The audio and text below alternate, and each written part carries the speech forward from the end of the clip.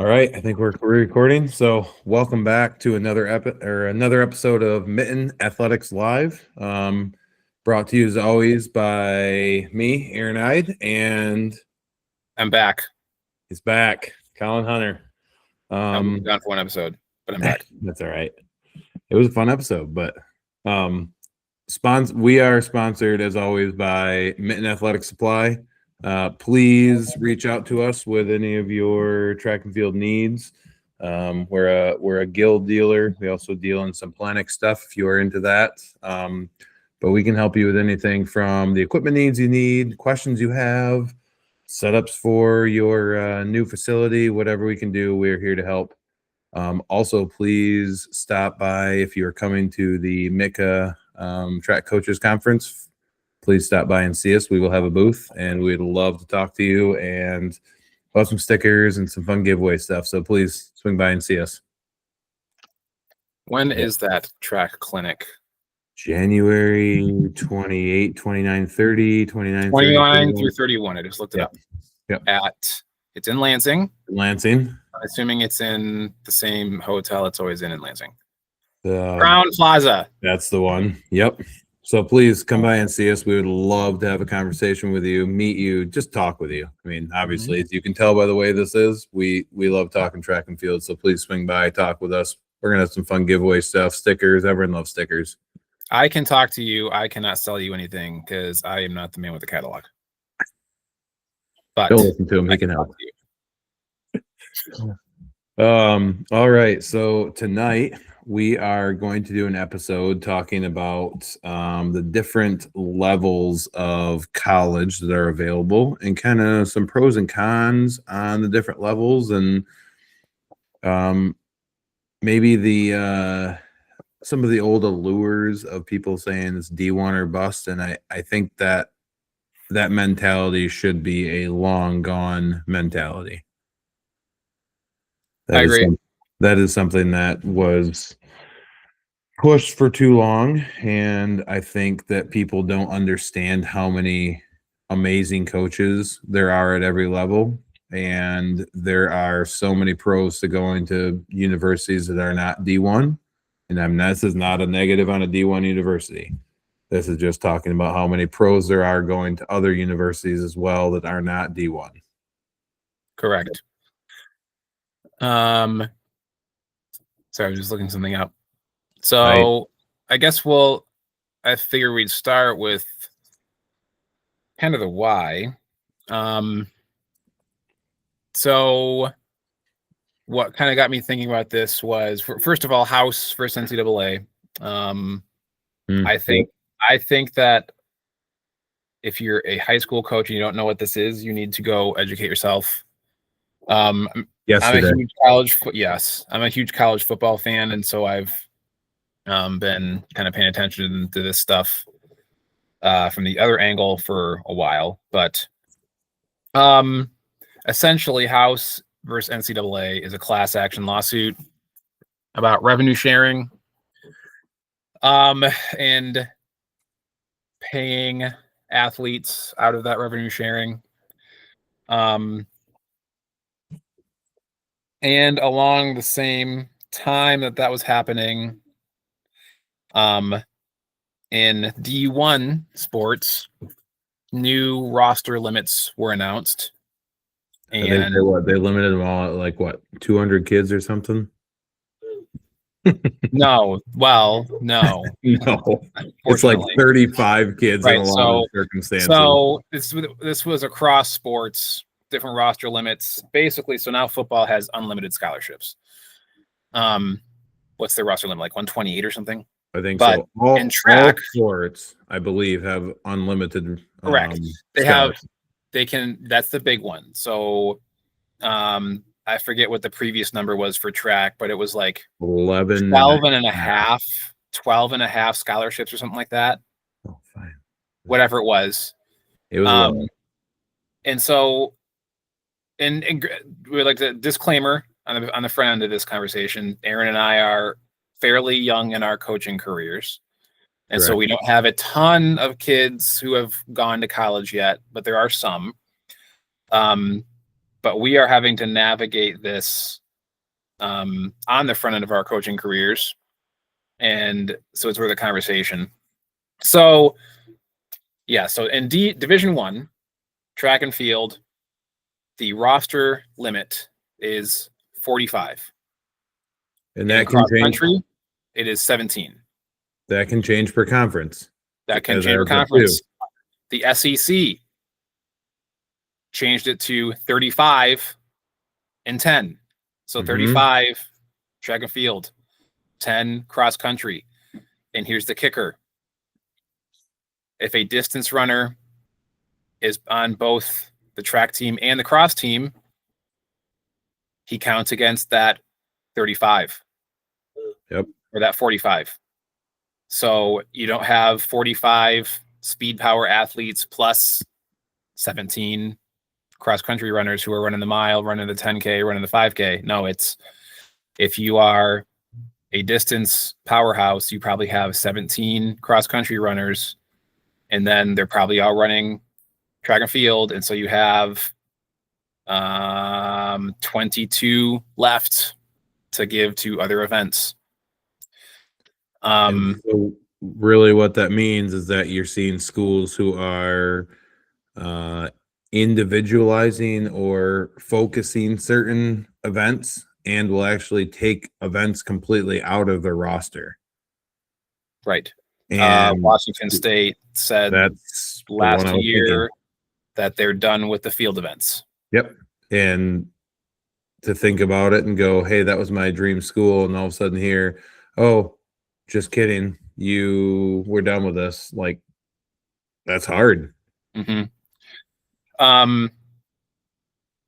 Now, so there's a if you want to learn really in depth about all this, I would recommend that you go listen to it's a YouTube show. They don't have an actual podcast anymore, but the YouTube show Athletics LLC. It's Marissa Chu, Charles Ryan, she's from TCU, Charles Ryan from San Jose State, Chris Huffins, who was the head coach at Cal for a while. Now he's a baseball agent, and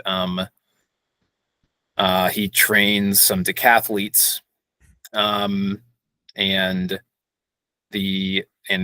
Mike Holloway from Florida is on there once in a while, and the coach at San Jose State, whose name is escaping me, unfortunately, but they talk about it a lot at one point when it was all coming out.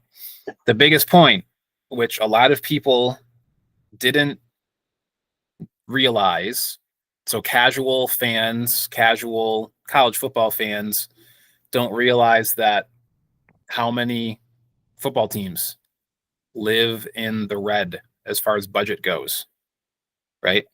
Yep. So everybody isn't making the money that Texas or Alabama or Michigan are making in revenue. Yep. So smaller teams are probably depending on conference revenue to stay afloat. So what that means for track is that it doesn't matter if you are allowed 45 scholarships or not, because most D1 schools cannot afford to pay 45 scholarships. Yep. Your Florida is probably going to be fine. Arkansas is probably going to be fine. Your Texas, your big schools. I'm not sure that many Big Ten teams are funding 45 scholarships, if any. I don't even know that the Big Ten has that number. They might be 37. I thought I heard a rumor that they were lower than the 45 too. Okay. Well, whatever it is. But regardless, I doubt that a Big Ten Oregon and USC probably are fine. I would be surprised if Michigan is funding their full roster. Yeah.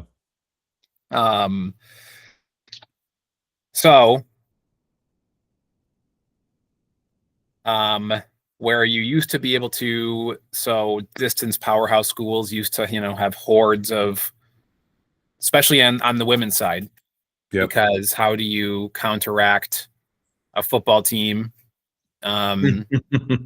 with for accounting for Title IX? Yep. You hoard distance runner girls, women, and you can't do that anymore. So of those women and guys who are capable of competing at the D1 level, they're probably going to wash down to the D2 level. Yep.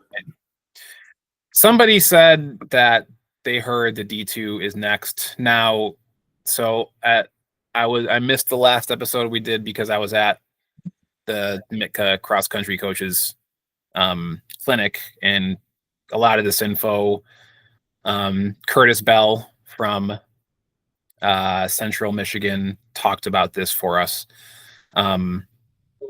And he said that it's not a conversation in D2 right now. So your mileage may vary with that one, probably. I don't think you're going to see that right away. And I only say that because you get through D2, D3 doesn't even offer scholarships. Right. Can't offer scholarships. Can't. I'm not saying doesn't. They can't. And then you get to the NAIA, which is essentially Wild West. Same with Juco. Like that's a whole nother realm that are essentially not controlled by the NCAA. So to see this going down to D2 feels odd without them then in turn saying D3 can offer scholarships.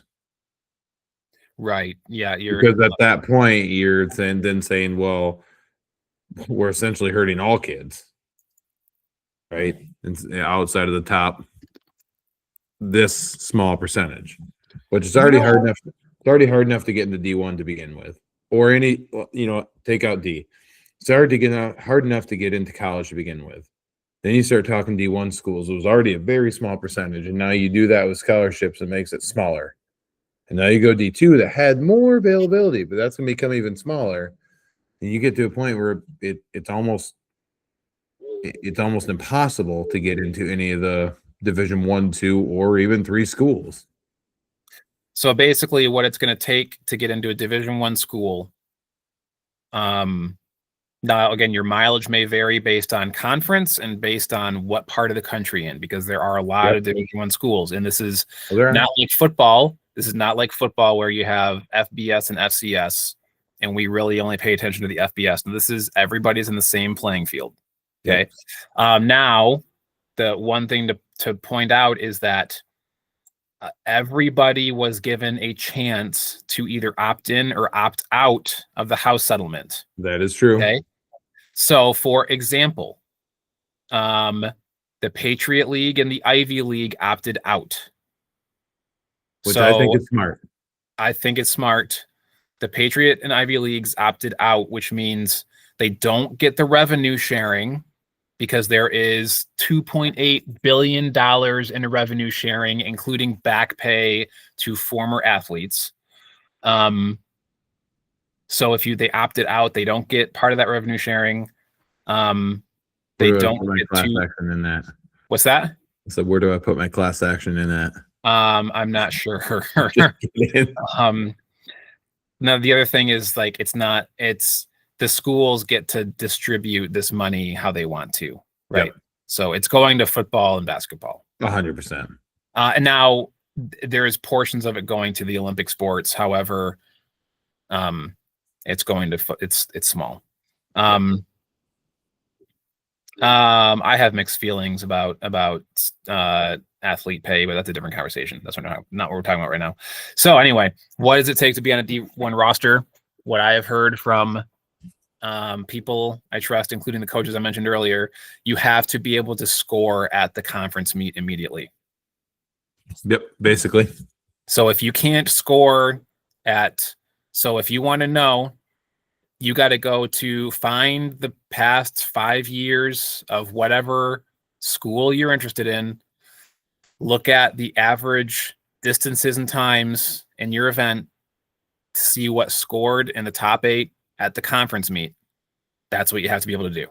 And for me, the hardest part as a freshman.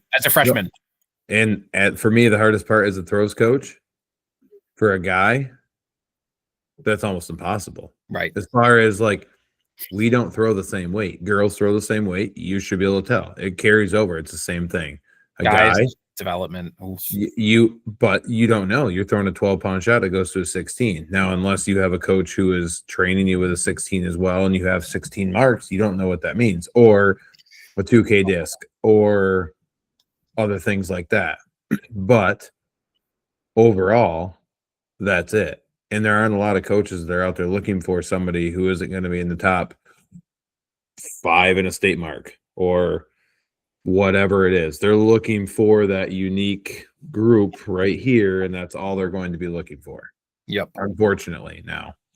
But what that also means is it also opens up a lot of opportunity for people to start looking at other universities that they probably should have been looking at before. Right. A lot of D2s, a lot of D3s, NAIA, universities that in the past you wouldn't have looked at because it's a lot of, I don't want to say D1 or bust, but that was the old mentality for a lot of people. But I'm hoping this changes that, because there are so many good coaches at all the levels that people don't realize that. I mean, I honestly think in Michigan right now that you probably have as many good coaches at the D2 level as you do at the D1 level. I would agree. All depends on the event, right? I would all argue, depends on the event. I might now. Michigan State seems to have some good things going on, especially distance wise. I would argue that there's more good distance coaches at the sub D1 level than at the D1 level in Michigan. Maybe are there any? There's maybe in the Midwest. And I would make the same argument as a generality with throws coaches. I know there's a lot of D1 throws coaches in Michigan I know that are very, very good, and a lot of D2 that are very, very good. But if you look at the Midwest as a whole, I think the D2 level is on the same plane as the D1. I mean, you're an alum, so it's a it's touchy, but like, what's your confidence in Michigan State's throwing right now? I'll be honest, I don't know a lot about Derek. I just don't. It's not a negative. I just don't know him. In the last few years, I've known a lot of the throws coaches throughout the years that have been there, but I just don't know a lot about him. So I can think of one throws coach that I know of in the Midwest that, as a D1, that is probably the best in the Midwest. Right? Maybe one of the best. Maybe one of the best in the USA. Who are you thinking of? Throwbacks. Oh, well, okay, but she's not even coaching D1 anymore. I thought she was at Ohio State. Mm-hmm. That has to be recent. I'm pretty sure she's on her own now. I don't think she's doing anything there. Really? Oh, nope. I think if you get to D1, I mean, there are some very, very good coaches. Denard over at UCLA, and Big Homie is back at Penn State, which is awesome. The Bovers combo if I pronounce it wrong, but at Michigan, I mean, there's a few that are doing very, very good things. But you go down to the D2 level, and like Ashland for a long time has been an absolute. Is there newer head coach a throws guy?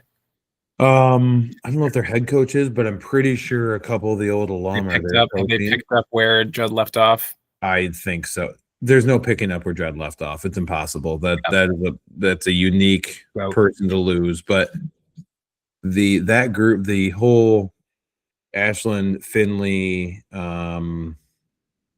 it wrong, there's a few others down there. But anyway, that group throughout the years have been just absolute. Conley at Grand Valley is doing unbelievable things. Jensen at Davenport. I mean, there are just so many D2 schools in the Midwest right now that are doing so many crazy things that I would put them against any of the D1 programs. And I think the only reason that they're probably not seeing some of the overly outlandish marks is that there's still that mentality of D1 or bust, right? There's still a mentality of a lot of really, really good athletes are going to go D1 because you're D1. But man, I don't know if the coaching in D1 is that much better across the board. Not saying there aren't unique circumstances, but across the board than it is with D2 or D3 or NAIA. Right.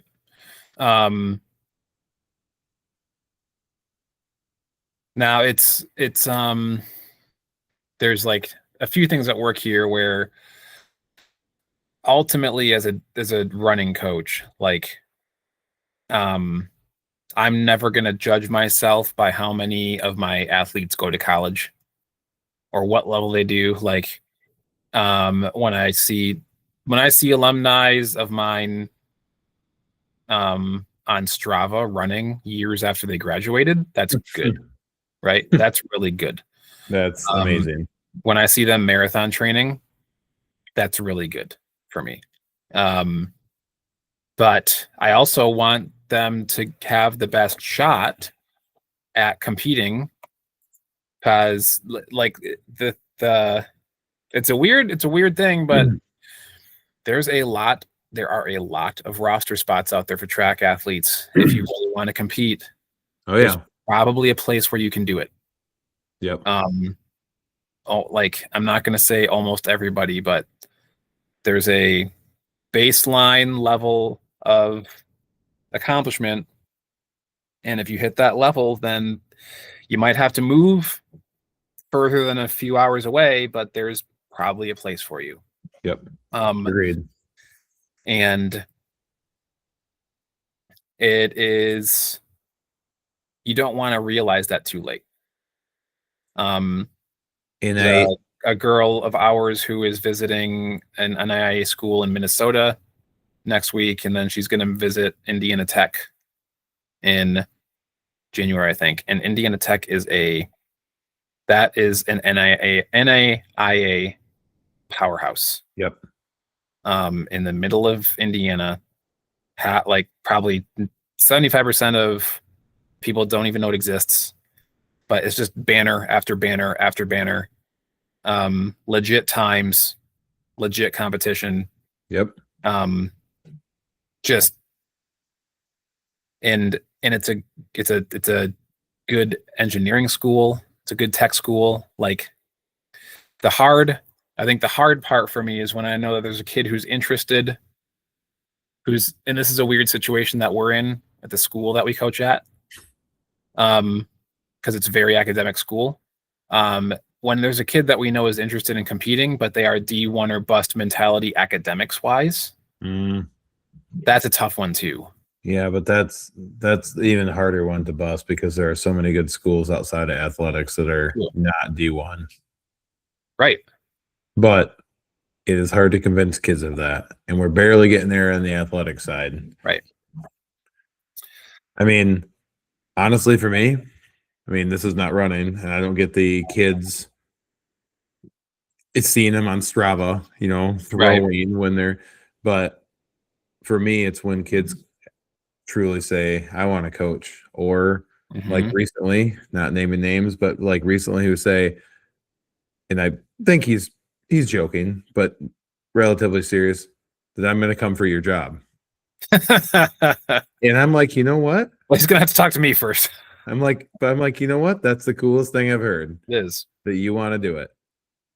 And I think, right now, for me, I'm kind of seeing it full circle, because I went from my first kid that went to college had a lot of that. I want to go D1, and ended up going D2, and he did great. And now I have probably, no offense to any of the kids I've ever coached in the past, but probably the best kid I've coached as far as like long-term potential, who is looking at everything from NAIA to D1. And he has a school he's looking at in every category. And I love that it's not just it's this or this. It's where it's going to fit me best. He also has the benefit of older siblings who have done this before. That's true. Right. So he has some good experience. He has a good mentor in his coach. He also has,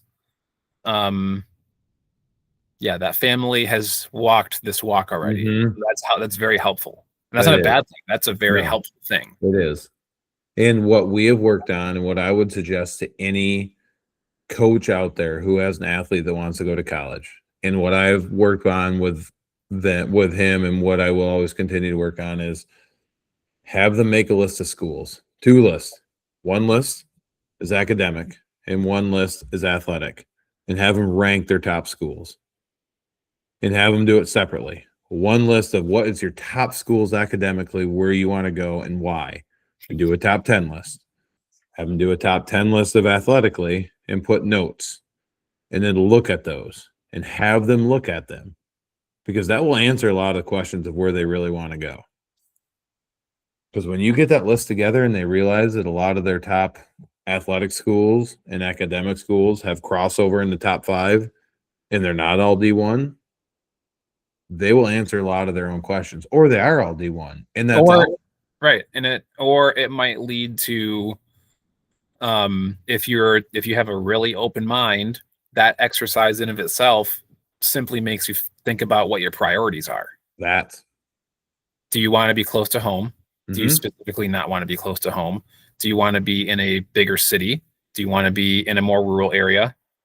Do you want, what's your major? Does your dream school that you've been thinking about since you were 5 even carry the major that you're going to go for? And on that one, make sure that like you would think that this wouldn't be a problem, but if you are thinking D1, then make sure you have the appropriate credits done in high school. Yep. Because there are certain thresholds you have to meet there too. And these It's are not all just GPA.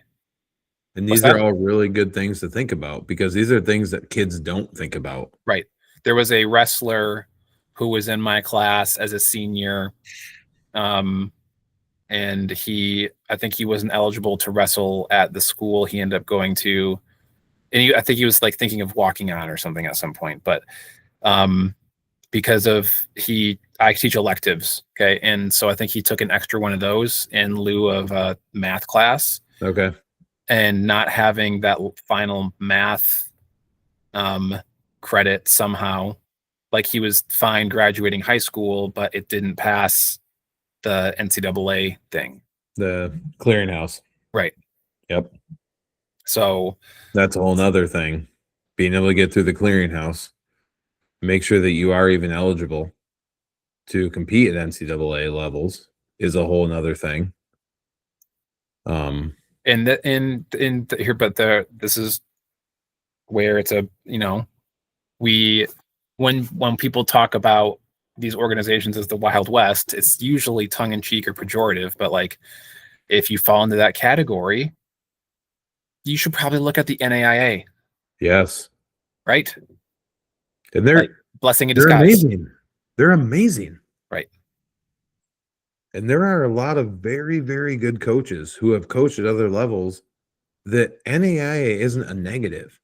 There are coaches who have coached at other levels who have retired and said, I want to keep coaching, and went to NAIA because it's less stressful, or who have a second job because they like doing something, but NAIA is a good step in. I mean, there are so many good schools across the board. And the other thing that kind of came out of all of this NIL and revenue sharing and everything else that you hear a lot about in football, but is across the board, is the transfer portal. Okay, that was the other thing. I can't remember what it was, but yes, that was the other thing we need to talk about. There are a lot of kids who, or if you have the opportunity to get into a school and maybe you're not quite there yet. Hey, I haven't developed quite far enough, but I really want to throw, and you can get into a school. You can get in and compete for a year or 2 years and go, hey, I finally hit that. I finally figured that out. I finally found my stride in the 400. I finally bought into the training program, whatever it is. And you can transfer. And this isn't a promotion to transfer. This is just saying that if you really want to compete at the next level, there are ways to do it. And if you decide that all of a sudden that school isn't for you, You're not stuck. You can go. I mean, back in the day, if you transferred schools, I mean, it was like sit out a year, maybe two. I mean, the rules were crazy. Now, it kind of the Wild West. Yeah. I kind of sit on the other side of the fence with transfer portal because it's a double-edged sword. The Athletics LLC crew ran through the numbers of track athletes in the portal. There's a web page that coaches have access to. Yep. And some of those coaches like leak their passwords to like reporters, right? So this is how football reporters figure these things out, right? Sure. But so they can see the numbers. And literally they're on these websites every day because everybody's always searching the new names. Yep. Now the numbers that I was driving, so I didn't write them down. I should figure out what episode this was and go look into it. The numbers in the portal were astounding, right? So the thing is now this is where like collusion and tampering are unethical. They are. If you're going into the portal, you have to have a destination because or have something that sets you apart. Because there are many college careers being ended on a daily basis because somebody thinks they have what it takes and they go in there and they stay in there. Yep.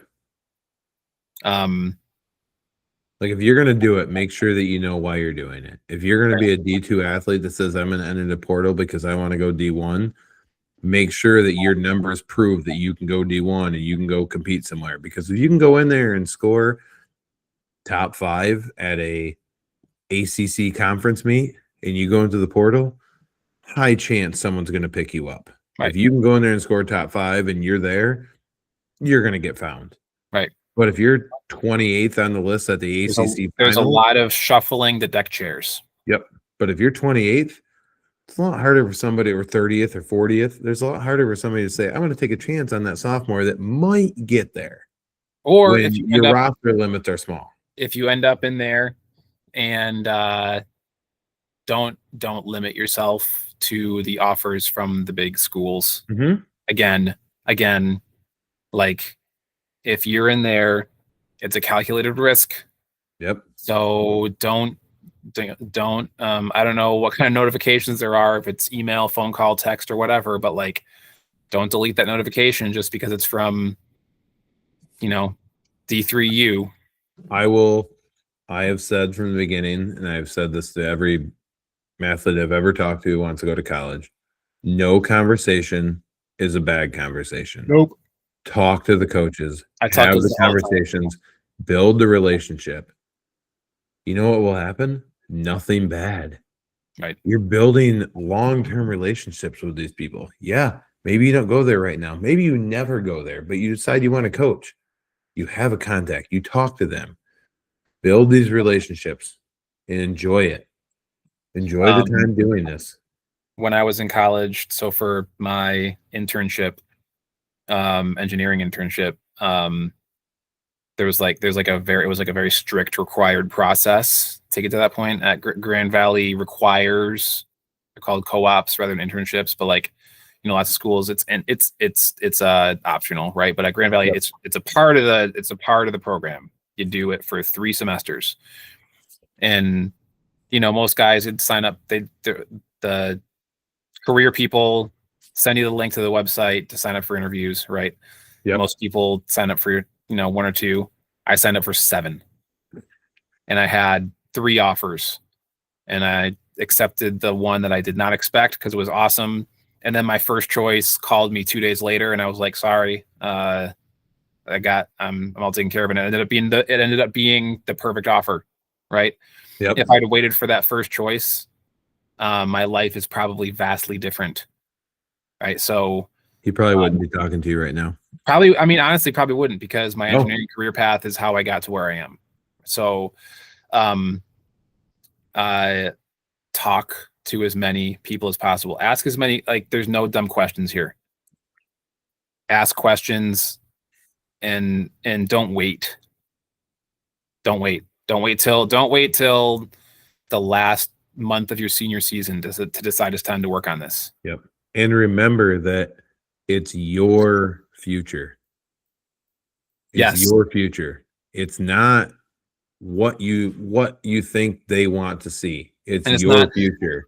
It's not your coach's future. No. Right? I already said, I don't believe I'm defined by how many kids run in college. Aaron doesn't believe he's defined by how many kids throw in college. Most good high school coaches are going to tell you the same thing. If any coach out there is because I tell you to do it, except for talk to a lot of people and leave your options open. It's gonna sound, kind of dickish, but it's not your parents' decision. No. Your parents are very important in this decision, but this is the next step in your life. This is the first really adult thing that you do. Don't go somewhere just because you feel like that's where you're expected to go. Yep. And if there's any coach out there, if any of you have a coach out there who is telling you, trying to influence where you go for any reason, they're not doing you a good service.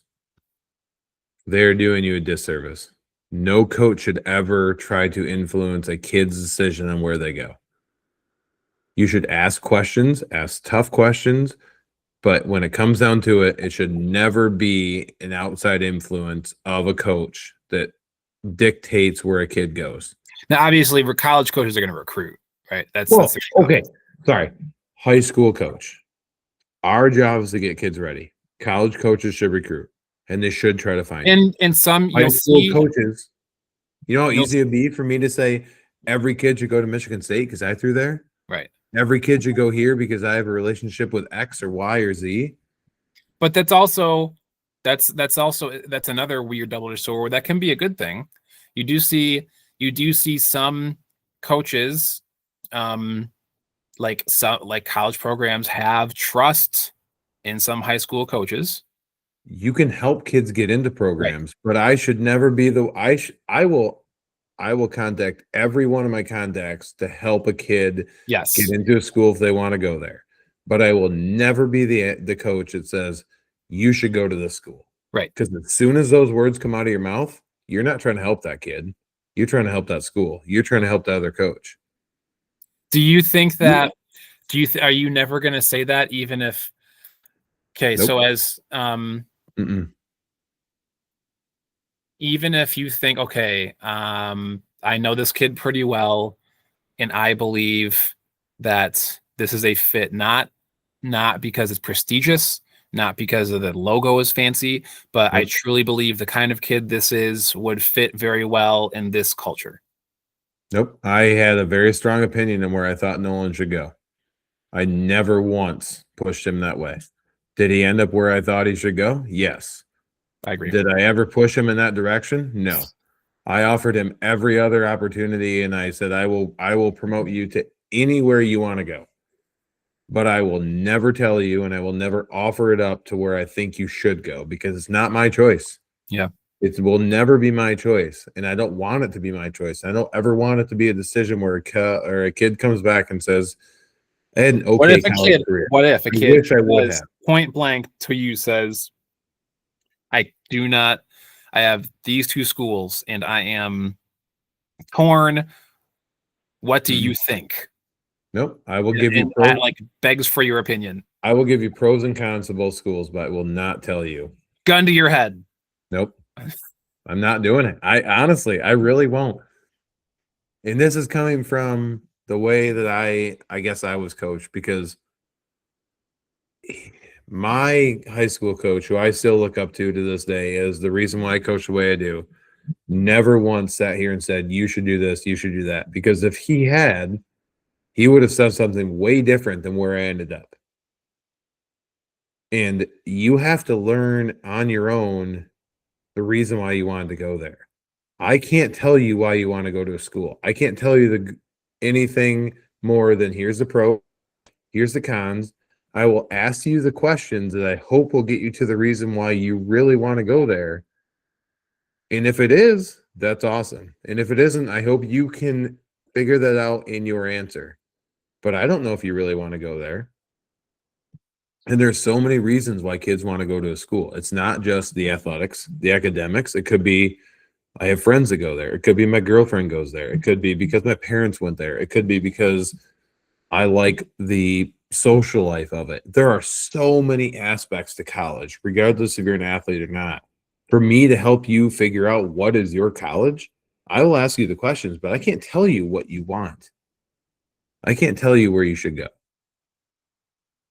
I can tell you who, if you really want to know who the best throws coach is or the best, who has the best program, I can give you statistics from online, but I'm not telling you that's where you want to go, because those statistics might be because they had the top 5 recruits in the country, and they made them look like top 5 recruits. Okay, cool. Does that make them the best throws coach? Maybe not. So there are so many aspects to it that I will not, I will stand behind it. I will not tell a kid where I think they should go. I will ask hard questions. I will ask questions that are pointed to them thinking about what they want, but I will never say, go here. This has the best coach. This has the best fit for you. Not going to happen. Mm-hmm. Yep. And I stand behind, and people might not like it, hot topic. I'll stay on this hill. I don't think any coach should. I don't think any coach should say that. This is where you should go. This is why. This is this. This is that. I think you're doing a disservice to the athlete. I think if you ask the right questions, you don't have to tell them where they should go. It's the right questions. Just for fun, I might say I would go with the it depends. Okay. It depends. But okay. Philosophically, you are 100% correct, in my opinion.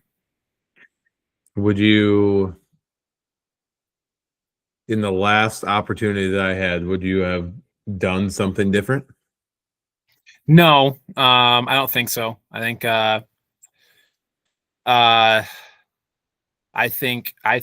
fit. I think lifestyle fit is as equally as important. Mm-hmm. And so I think one thing that I might say, I think it would be better to say, I think this is a bad idea, rather than say you should definitely do this. Right. Okay. This is what I would choose. I would say, I don't think this one is a good fit based on XYZ. Okay. I could get behind that if it wasn't. I think we have life experience, mm-hmm. right? We've been around the block. I think generally most coaches are, a judge of character. Yep. And sometimes we can see things and might be that something just doesn't pass the smell test, right? And so if I think it's also our job, if we care about the kid and we can put a finger on that reliably, right? Yep. If it's not emotion filled in our case, if it's not about us, yep. Right? If you're like, I have a pretty good reason to say this situation would be a bad situation for you. Yep. I think that is within our, I don't want to say responsibility, but I think that's within the realm of something we can do. Okay. I can get behind that. I'm not going to say that's always going to happen with every conversation. Nope. I'm just going to say, you know what? Sometimes we can tell, okay, this kid has this personality, has these tendencies, and is telling me he wants to do this thing. Yep. And if you can, if kid A says, I want to do this, and this is important to me, and then you can tell, oh, this school does not offer that for whatever reason, or this coach or something, right? A lot of that is just life experience based. And for me, I think you can do that same thing without having to directly say it by asking the right questions. And that's why. Yeah, see, Because I know, for example, that I we were just just remember talking being a about. teenage boy, and teenage boys aren't real great at picking up signals like that. Okay, Right? you're right. Yes. Like my wife wanted me to ask her out for like an entire summer before I finally did.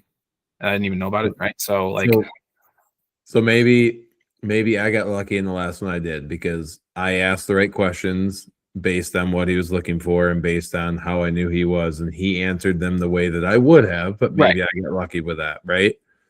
Maybe the way I wanted him to, but I never asked questions that were pointed. They were always open-ended, and they were always just generic questions of what are you looking for? right. What do you want? Where do you want to end up in the long run? What is going to help you get there? That's it. Mm-hmm. Very simple, open-ended questions. And then you put it together. And you hope that if you ask the right number, the right questions, that they can start putting together, okay, where do I really want to be? How do I get there? What's going to stop me? Okay, well, you start thinking about if I go to this college and there's a bunch of people there who I know I'm going to do potential extra curriculars and parties and this and that with, well, maybe that isn't going to get me where I want, but that's a great school. But if I go that direction, is that going to get me what I really want in the long run? But I don't have to ask the questions to say, like, hey, don't do this because of this, or I wouldn't go there because of X. But if I ask the questions, but you're right, maybe I got lucky and have been lucky in the past with asking those questions and letting kids figure it out. And maybe not every kid will. To be clear, I I think starting with the questioning and getting their brain going is the most important part. Like, but you are very right. 17, 18-year-old, especially boys, girls too, but especially boys, maybe you don't always think the correct way. It's pretty easy to think short term and forget about the long term. Right. And I was there, and like I said, I've said it more times than I will say it again. I'll stand on the hill that I love every moment I had at Michigan State. I would not change it for the world. But if I could redo it, probably wouldn't have ended up there. Really? Nope. And this isn't a negative against any athlete ever. I loved my Michigan State athlete family is still some of my favorite people. I love them. And that is the problem, is that side of it I give up. But I did not belong where I ended up. But that's I mean, you can say that about life though. Like, that's the hard part about, you can't like thinking about do-overs. Like, if you're thinking about a do-over, then you have to start with the assumption that your life is completely different now. Oh, based on those, like, that's why, like I said, I would never do it over. Right? I would never change it. I'm not changing it. I don't even dream to change it. I'm just saying, I know that I was not good enough to be at the D1 level, and this was way back in the day. You seem to turn out all right. Well, okay, take it for what it is. I know that I could have been way better at a D2, D3, NAI level than I ever was at a D1 level. And this is not against coaching. It's not against my family there. This is nothing else. This is just. I think you're the most self-deprecating person I've met in my life. I don't know if that's good or bad. I'm gonna get you a T-shirt that says "I suck," and let me tell you about it. Well, fuck you, man. I'm not saying that. Sorry. You have to put the E. You got to put the E on this episode. I think iTunes does that for you. Boy. I don't think it's just one F-bomb. Okay. So, is that a good spot to end? Yeah, I think we're pretty close. So I think going back to it, quick recap. We're proponents of any level. Right. D1, D2, D3, NAI, Juco. We didn't mention Juco. I'm going to say it now so we didn't forget it. Juco. Go out there, and if you really want to compete, go find the level that fits where you are. Take your marks, take your times, take your distances. Find what fits. Find where you can compete, and they have your program, and start there. And then work your way to what you want to be. Coach Ide, where would I take my marks and compare them? Where can I find these college marks? Oh man, if only if you went to TFRS. TFRS, TFF, no, TFRRS.org. Yes, TFRRS.org. please TFRS. go there. There are still some colleges that will run ANET and a few other things, but please go there. If only Find TFRS them. was like as easy to navigate as ANET, but I wish it was, but you can find everything. Go on there, look up what their conference. You don't need run crew. You know, the numbers on there are debatable. Go look at the actual numbers at the school that are being run at a meet this weekend on TFRS. Yeah. And here, this is my number one thing to any college athlete, no matter what level you want to go to. Reach out, talk to them, email them, call them. It doesn't, and I've talked to so many college coaches. They can see the top ones on ANET and on MileSplit. They're going to contact those guys. They're not going to contact everybody. Find their email on the website. And email them. Even if they'll find you, contact them. They don't know that you're interested. You're one of how many people in the country doing this? Even if you are one of the top 10, they don't know that you're interested. Reach out, talk to them, call them, email them. Go out there and put yourself out there. Don't articulate. Wait.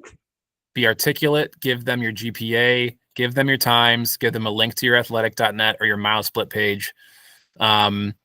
Use correct punctuation. Be concise. Tell them why you're interested in their university. Be concise. Yes. Make sure that you're getting their name right. Make sure you're getting their university's name right. Make sure that the university carries your event. For instance, if you're a guy, make sure the MAC school actually has a guys team. Or make sure if you're interested in hammer and weight that you don't find a school that doesn't compete indoor. Right. University of Miami of Ohio.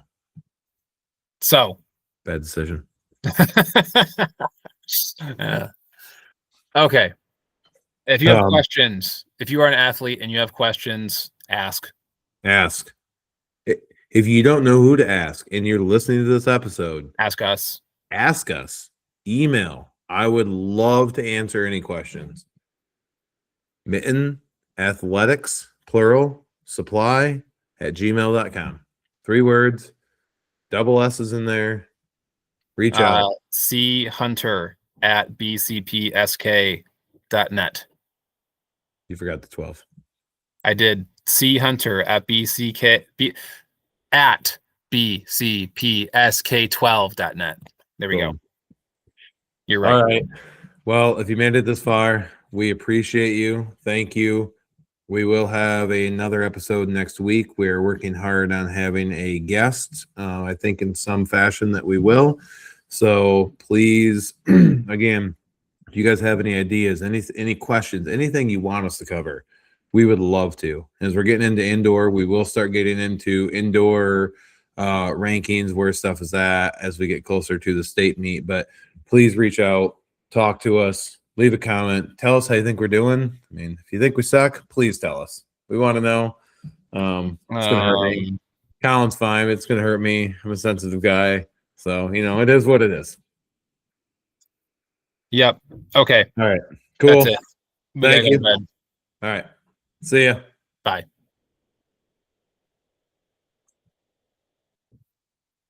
I think I remember how to stop the call. Every time. Every time.